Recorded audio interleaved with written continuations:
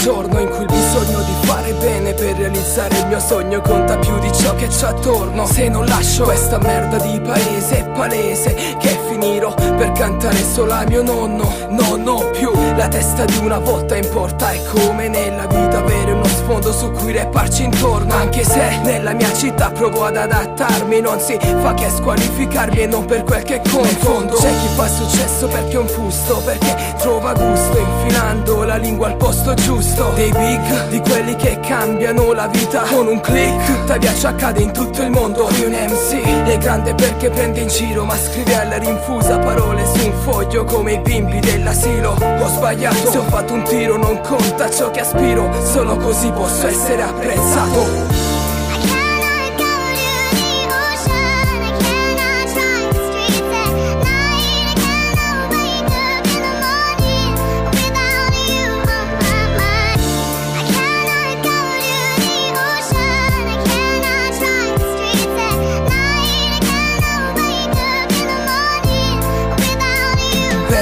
Valgo meno di un centesimo, ma quando recito i miei pezzi vi immedesimo perfettamente. L'esito non è sempre positivo, anche se scrivo vicende che vivo personalmente. L'effetto è dissuasivo, anche se dipingo il mio stilo con la forza, la fotta, la lotta contro un sistema che funziona male. Non vinco e spingo con o senza appoggi, raccogliendo i cocci di chi ha vinto, finendo poi come moci. Gli elogi fanno bene, le critiche ancora di più. Fanculo che arriva lassù, non perché vuole ma perché deve, mentre beve gin e whisky, autografando dischi a pezzi e fischi che lo rendono famoso come l'ale whisky. Fuggendo da qui protesto contro il contesto odierno, dove l'uomo è buono solo se è disonesto. Non conta questo, ma ogni pretesto di rovina inquina la speranza di vivere i sogni che mi porto appresso.